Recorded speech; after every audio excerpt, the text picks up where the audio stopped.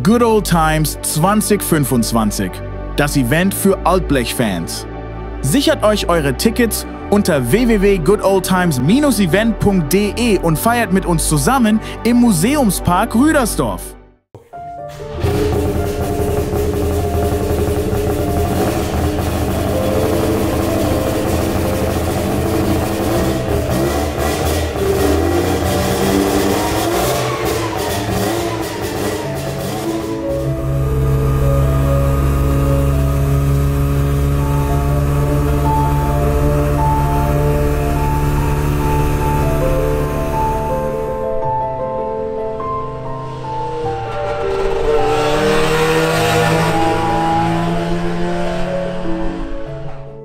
Also die Liebe zu solchen Autos, das fängt ja schon früh an, von meiner Herkunft, wo ich wohne, wo ich herkomme aus Pößneck.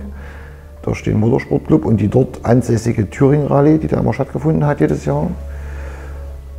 Und die ganzen Jungs dort, die dort ortsansässig waren, größtenteils Trabant gefahren sind bei der Rallye. Ja, und ich habe einige auch mit Golf 1 und mit Opel Astra und Zeugs. Und ich war schon immer so Trabant fasziniert, habe aber nie die Ahnung davon gehabt oder die Möglichkeit der Beziehung zu Leuten, die sowas gemacht haben, um das zu realisieren. Ja, und deswegen fand dann auch immer die Golfschiene gut, habe ich auch lange gemacht. Ne? Wie gesagt, und dazu ist es halt nie gekommen, weil die Möglichkeiten auch mit werkstattmäßig und so, wie ich schon gesagt habe, dass das nie da war und dass ich immer gesehen habe, wenn die was gemacht haben oder jemand was gemacht hat im Trabant, Platz, viele Teile, viel Arbeit, ne? Waren ja alte Autos schon damals schon immer. Und deswegen hat sich das nie ergeben für mich. Also weil ich auch, wie gesagt, auch das Feedback nicht hatte oder mir Ratschläge holen konnte, wie ich das alles mache, habe ich es halt sein lassen. Ich dachte, du hast keine Ahnung davon und vielleicht irgendwann mal, vielleicht passt es mal und dann machst du das. Ne? Und so ist das dann, ja, dann hat es zwar ein Stück gedauert, aber dann ist es irgendwann passiert. Hi, ich bin Sven, die meisten kennen mich unter Mecca. Ich komme aus Schkön und fahre einen Trabant.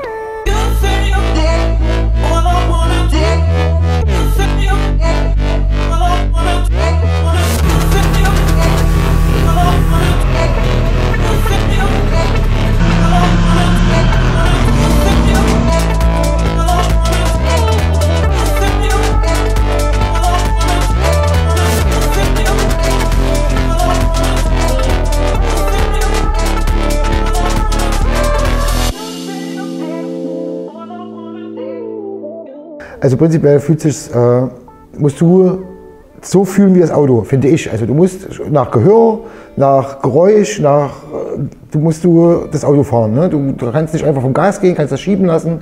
Du musst es mit dem Freilauf arbeiten, sonst geht das kaputt. Das ist alles. Also du musst schon so ein bisschen, ja, finde ich, denken wie das Auto. Ne? Du musst ja schon dich auch darauf einlassen. Ne? Also ich kann es jetzt nicht sagen, im Original bin ich wenig gefahren, das ist auch ein Stück weit entspannter, hatte ich mal eine kurze Zeit, das geht auch, ne? Aber bei dem Auto ist es so, musst du schon so fühlen wie der Motor. Also wenn du denkst, es macht Aua, denkt der Motor auch, es macht Aua und dann musst du die Bremse treten. So würde ich es jetzt beschreiben. Also du kannst nicht fahren wie ein anderes Auto, was elektronisch abregelt oder wie auch immer. Du musst schon nach Gehör das Auto fahren.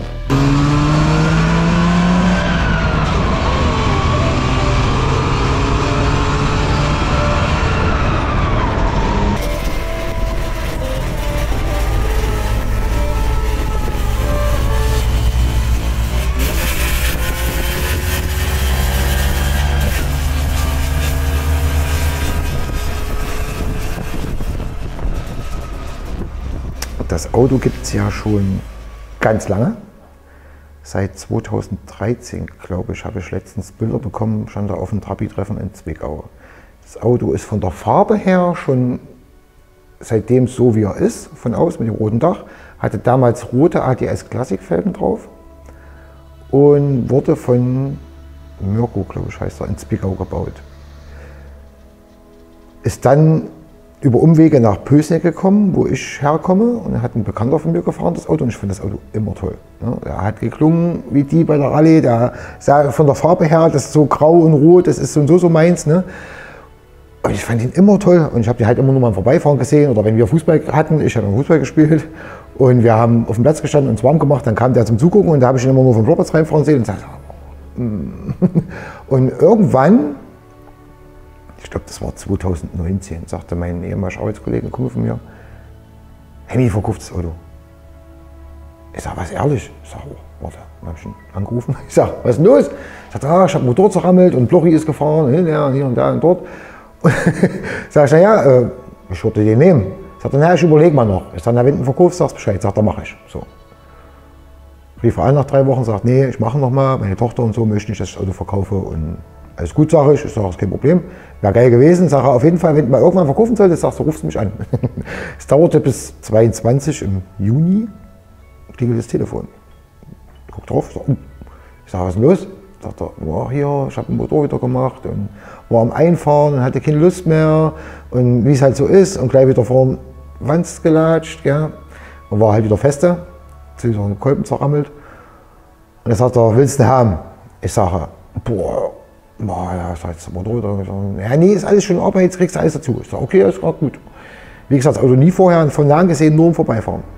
Ich sage, naja, sag mal was. Sagt er, na, ich muss das und das haben. Ich sage, okay. Ich sage, gib mir 5 Minuten, ich rufe dich gleich zurück. Ich rein, sage, hier, so und so. Und ja, klar, mach, wenn du denkst. Ich sage, gut, ich anrufe, ich sage, hier, Schulzding. Ich sage, schenk Hänger an, komm rüber. Ja, komm rüber, ich bin in der Werkstatt, alles gut. Weißt du, wo es ist? Ich sage, ja, ich weiß, wo es ist. Ich hingefahren,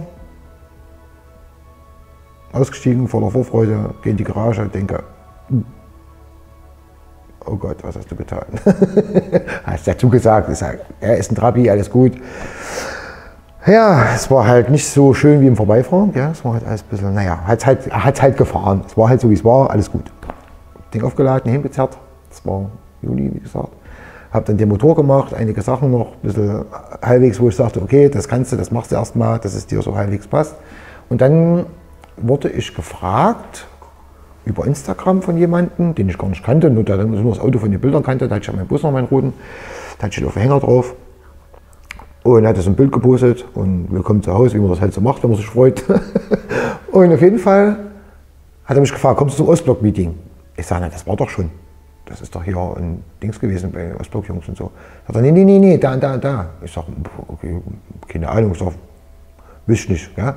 Und dann habe ich mit einem anderen Kumpel gesprochen, mit dem Kevin Bischel aus Bösneck und mit Alex Schleitzer und so, und die sind alle hochgefahren. Und er hat gesagt, na, habt ihr noch irgendwie eine Karte oder was?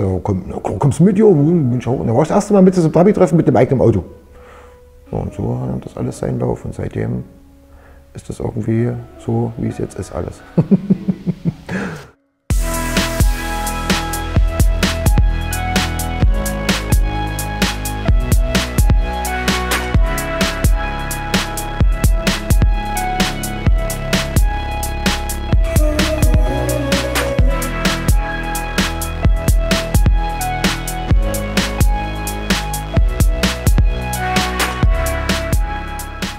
Also das Thema war das Treffen, das war im September, da war quasi dann die Saison vorbei, ich bin so noch ein bisschen rumgeschnullert und war mit der Schleiz vom Classic Love war ich noch gewesen und bin dann, war ja Winter, war hier rein, meine Werkstatt war ja damals im Bau und den in die Ecke gestellt und dann hieß es auf einmal, würdest du hier das Auto mitbringen zur Automobilmesse nach Erfurt.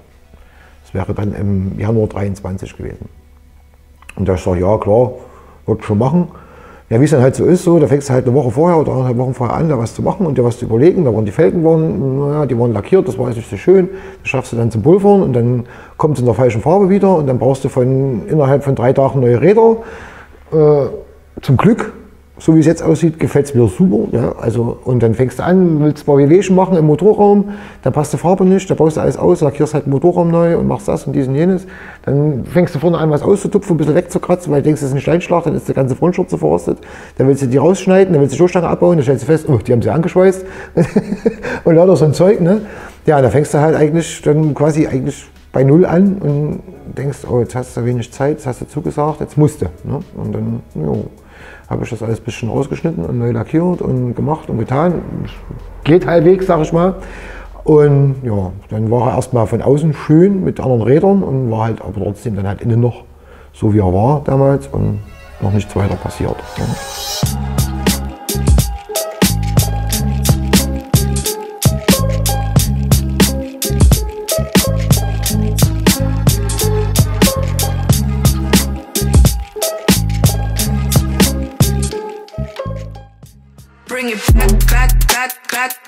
Sauerkrauts. The authentic streetwear brand for Petrolheads. Jetzt 10% sparen mit dem Codesnap 10. Nee, dann war es nach der Messe und es hat mich geärgert, dass diese Innenausstattung so zerranzt war. Und da war so eine graue drin und alte Türpappen und schon Löcher und Risse.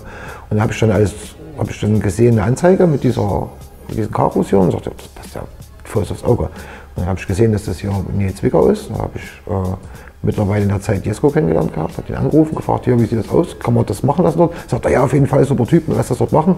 Da habe ich ihn angeschrieben, ich sage, hier, das und das, so und so. Sagt er, ja, mache ich dir. Ich sage, hinten ohne Aschenbecher, ohne dies, das, jenes, wir haben ein bisschen besprochen. Und da habe ich meine alte Ausstattung hingeschafft, habe die mitgenommen und noch die Gurte dazu in Rot. Hat halt so gepasst alles und dann war es erstmal inne so, wie es ist, schön dann. Und dann kam noch der Auspuff dazu, wo ich den normalen Reso drin hatte, was aber aussieht wie das Heizungsknie in schwarz. Den habe ich mir dann halt nachbauen lassen, als wie so eine Art Gürteltier, wie man immer so schön sagt. Ja. Fand ich halt optisch schöner und klingt halt in einem 2 mm Blech, klingt halt auch ein bisschen kernischer.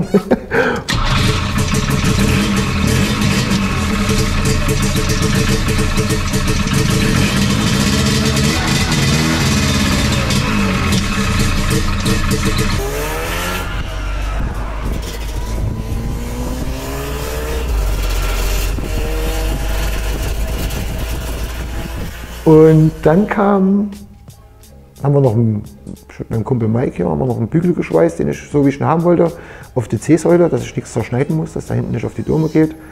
Da habe ich einen Hauptbügel von einem guten Kumpel gekriegt, vom André. Und dann haben wir den Rest selber angepasst. Ich hatte mal einen, der ging hoch und oben an der Dachkante lang und runter. Das hat mir auch nicht so gefallen, ich wollte die Strebe im Fenster haben.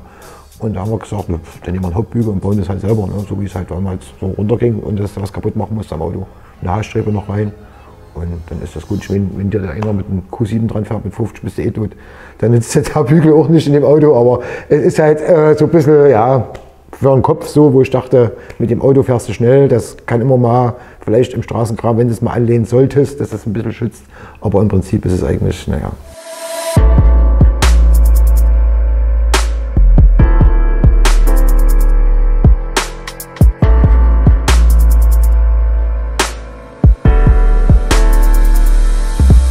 Fahrwerk ist tatsächlich vorn so, wie ich ihn gekauft habe. Es ist eine 70er Blattfeder drin, die sich, denke ich mal, noch ein bisschen gesetzt hat über die Jahre, weil es ja schon ein älteres Auto ist.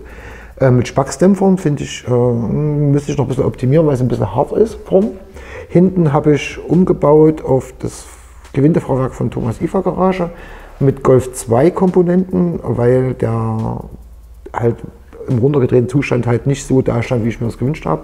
Und da habe ich die oberen Federteile umgearbeitet und habe halt Golf 2 Teile genommen, weil es halt super passt. Und dann steht es halt so da, wie es jetzt da steht. Und ich finde, das ist eigentlich so, wenn es vorne noch 2 cm vielleicht optisch, aber es ist halt so gut fahrbar für mich, auch mit dem Motor und für das Auto. Und von daher in Zukunft vielleicht mal noch den Sturz ein bisschen raus und dass man dann noch ein bisschen was an der Große umarbeitet. Aber vielleicht am nächsten Winter.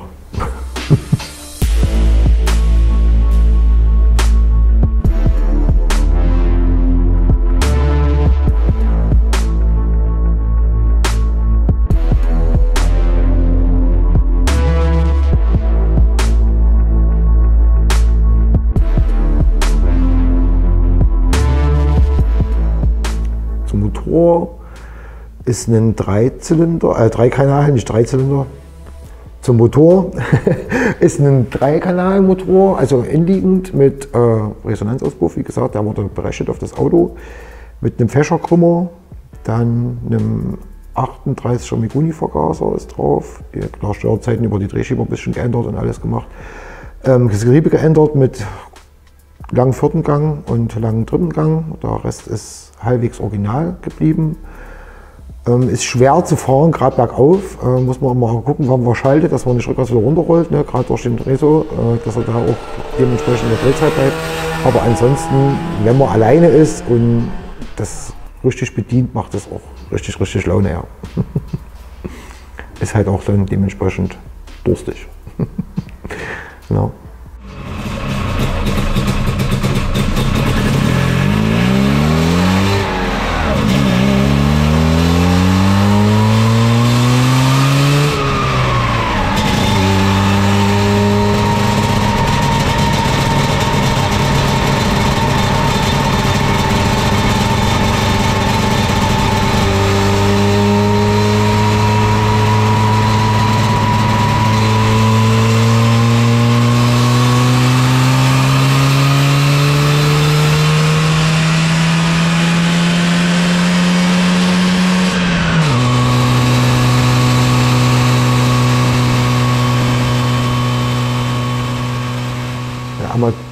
drin ist halt weitgehend original, bis auf, also jetzt so von dem, was so verbaut ist.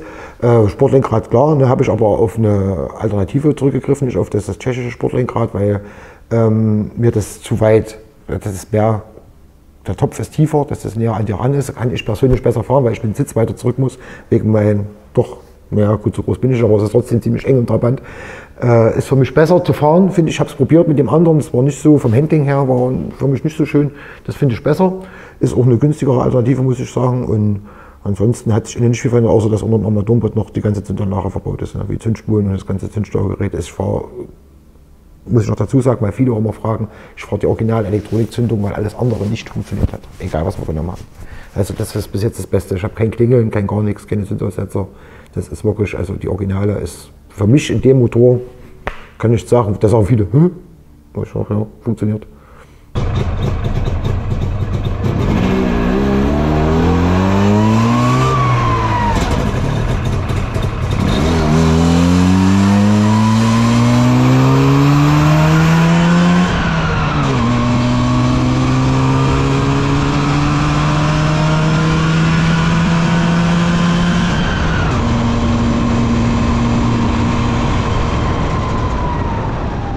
Motorraum, ja, die habe ich dann noch die alte Dämmung, die Originale, was so, das hing halt alles runter. Das Auto war halt so, wie es war. Da war in der Spritzwand der Behälter angebaut von der Bremsflüssigkeit und der Behälter von der Scheibenwaschanlage angebaut. Da war dieser riesen Scheibenwischermotor drin, den habe ich ja in den anderen umgebaut, habe das alles neu verlegt und dann hatten wir die Dämmmatte, die alte, die hing ja runter und war dreckig und das war halt so, wie es war und ich habe es dann halt auseinandergebaut nochmal und habe das alles ein bisschen schön gemacht, wo ich sage, da kann man auch mal vielleicht mal hingucken. Gell. Das war halt so, wobei ich sagen muss, dass ich da nie damit gerechnet habe, dass das, was jetzt passiert, mit dem Auto passiert, ne, dass das so ankommt. Ne.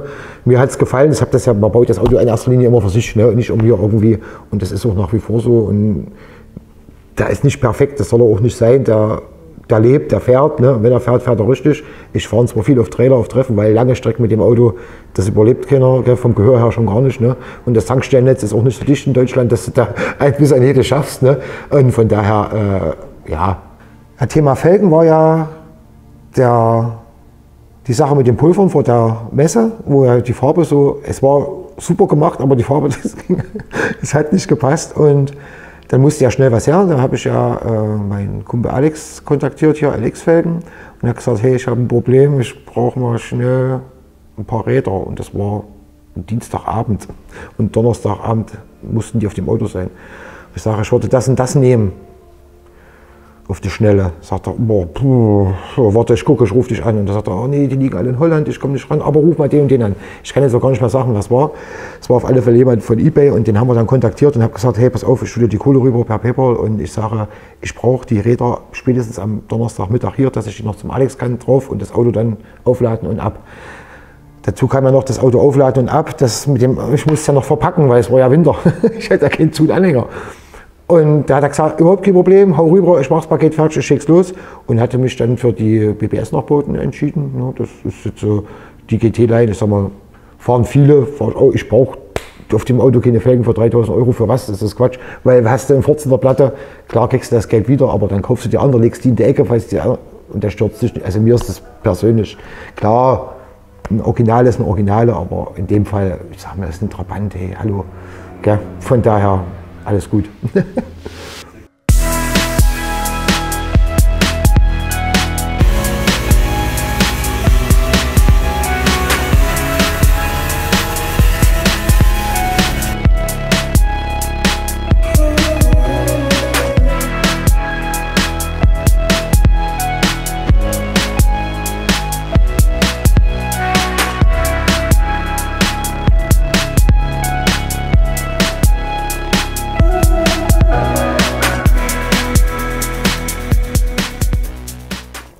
Es gibt Pläne durch ein anderes Auto mit dem Auto. Ich habe einen Wartburg im Blick für mich und den würde ich dann nehmen, um dann eventuell auch mal Treffen jenseits der 100 Kilometer auf Achse anzufahren und würde mit dem, der Plan steht eigentlich schon, der ist auch schon mit dem Morris, mit dem Tscheche, schöne Grüße, schon durchgesponnen und der fand den halt auch richtig gut. Auf jeden Fall wird es so sein, dass er andere Räder bekommt, auch in dem Design, nur breiter und dann halt ohne Sturz. Das heißt, ohne Sturz muss ja dann die Karosse ein bisschen verändert werden und das ist der eine Plan und dann kommt noch ein anderer dazu, weil dann brauche ich das Auto nur noch alleine zu fahren, um alleine zu fahren. Und dann kann ich ja gewisse Sachen ändern, um das dann halt nur noch einer fahren braucht oder kann. Und um das zu realisieren, brauche ich halt ein zweites Auto, weil mein Kind halt auch sehr gerne mitfährt oder meine Kinder und da auch immer groß mit dabei sind. Und von daher brauche ich dann ein zweites Auto, um dann sowas um die dann mitnehmen zu können, wenn es auf Achse irgendwo hingeht. Ansonsten ist ja Anhänger, Bus und da können ja alle mit. Ja.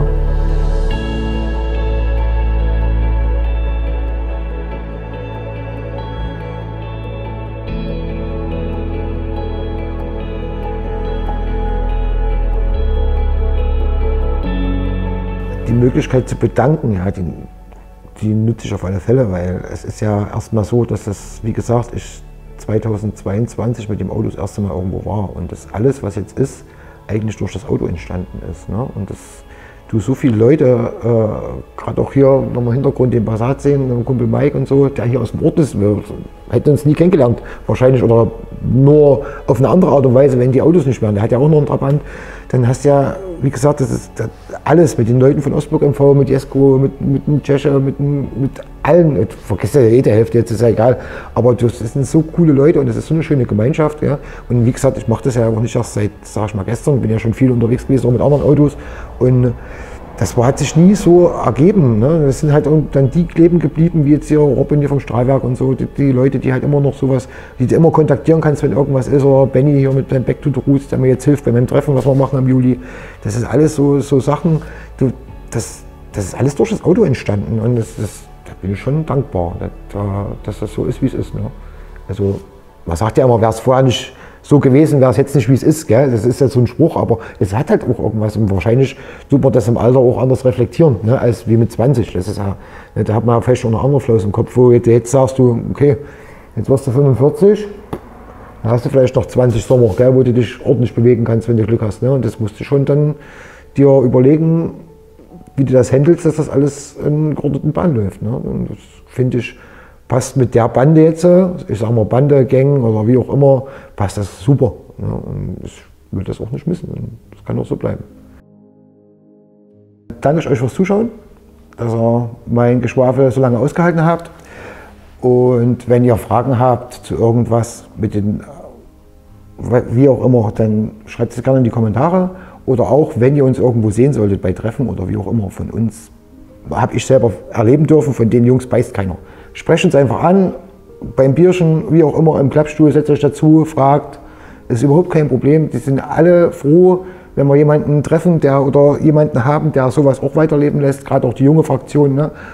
Wie auch immer, ich gehe auch hin zu den Jungs und mit Mopeds und frage die, was, wie und warum, ne? Weil ich davon überhaupt keinen Plan habe. Das ist auch überhaupt nicht schlimm. Ne?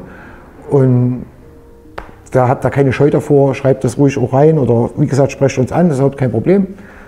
Und wenn euch das Video gefallen hat, dann lasst gerne ein Like da, abonniert den Kanal von Sauerkraut, vergesst das nicht.